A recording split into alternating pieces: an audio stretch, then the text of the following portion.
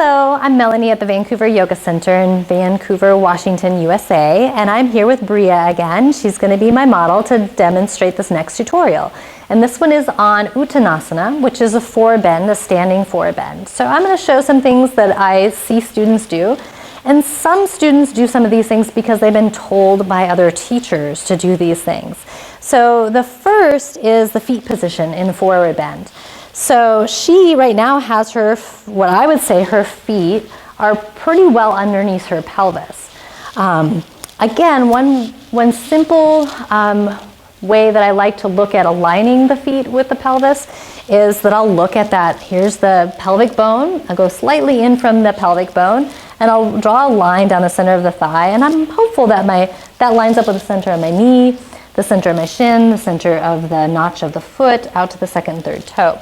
But people will often be told in this pose, in some systems of yoga, to bring their big toes to touch towards each other.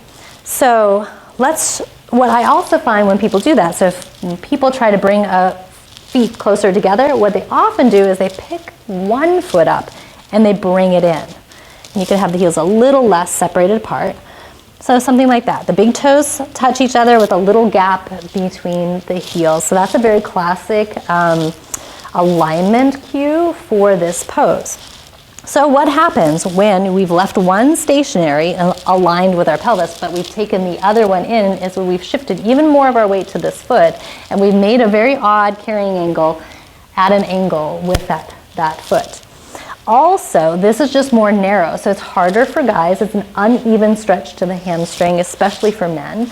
Us women already have more of an angle to our hip socket to our knee. It's what we call a Q angle. We've already got a greater one, but guys are just a little bit more boxy, right? So when they start to bring their feet and narrow them in, they end up compensating in all kinds of different ways in the stretch. So for instance, if she was a guy and she brought her feet in and she was tighter in her hamstrings and in her outer hamstrings, she would do a forward bend and her knees would actually buckle out. They would start buckling out.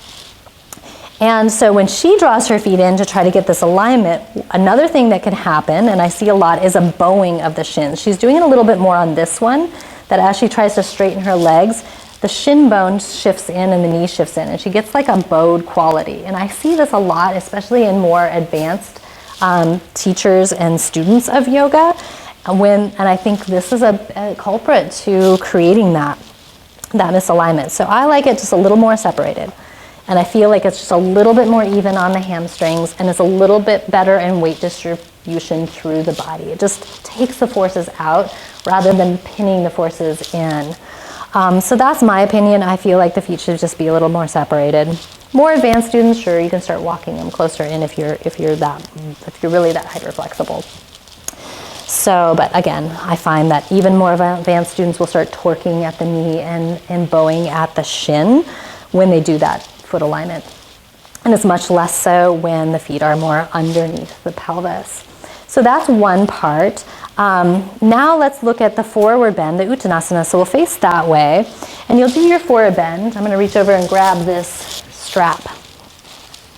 Now, some people focus all their effort on their hamstrings in this pose, but all things are connected. The arch of your foot, the Achilles tendon wraps in to become your calf muscles. Calf muscles hold hands with your hamstrings, hold hamstrings, grab a hold of the sit bones.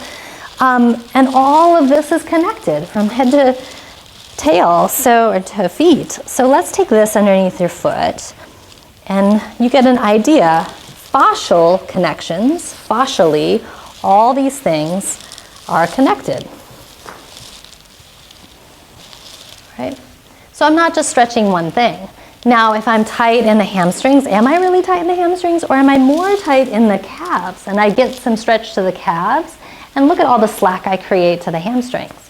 Or am I tighter in all these pelvic floor muscles, enabling or not enabling me to bring my pelvis more up? Right? Is it maybe that rather than the hamstrings? Or is it the spine? Am I really tight in the spine? So maybe the hamstrings are doing all the hamstrings can do, but now there's some work to do in the spine. So it's all connected. So if working and stretching your feet, stretching your calves, not just the hamstrings, stretching your spine in this pose too. She's a pretty advanced pose. If I actually want to make an advanced student, if I want to make her deeper in this pose, and we're already fairly straight in the legs, we'll go a little straighter. Actually bring your hands on the floor. I think you can do that. And be high on your fingertips. Good, so she's gonna make her legs stay straight.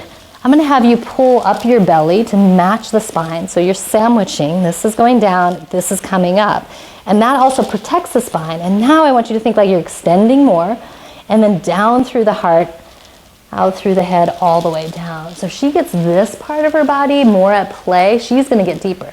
Now, more of a beginner student is not gonna be this deep. And she's more ideal that she has her sacrum higher than the rest of her spine. That's what we're going for. But a beginner student won't have that. A beginner student, show them what a beginner student would more look like. Yeah, more likely rounded in the spine, pelvis drop down, and there's a vector point of pressure. Right here is where the vector point of pressure starts to come, some part in the upper part of the back or the sacrum. And so that means a lot of pressures are happening there. And from the pelvis, I want to be able to tip down to take the pressures off. So she may have to be up on blocks, and her first stage would actually go more straight with the spine. Be up high, look forward, and just lengthen out. So you're taking some of the pressures and taking them away, opposed to go rounded again. Rounded back, more pressures, yes. And then do your full version of the pose. So now as she folds over, her whole spine is going to pull out of the sacrum all the way down. So she gets a traction to the spine all the way. Whereas when she was up high again, do the student with the really tight hamstrings and really rounded upper back, the vector points of pressure are going here. So we're getting compressed at the spine. It's not a super good thing. So I want them high in blocks. I want them to think about going more long. More advanced students, I want to think of the whole body. Every part is stretching, and I want to get the sacrum to be higher than the rest of her spine so that the spine can drop out of the sacrum.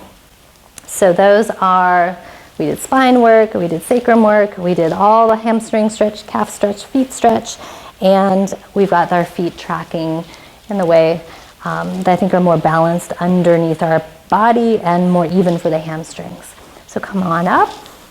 So I think that covers quite a bit in Uttanasana, and I hope this actually helps make your stretch more effective and more safe. And if you enjoyed this tutorial and you would like to see more of them, click the subscribe button. You can come to VancouverYogaCenter.com and see our classes, and I have some online classes there, and we will look forward to seeing you sometime soon. Be well.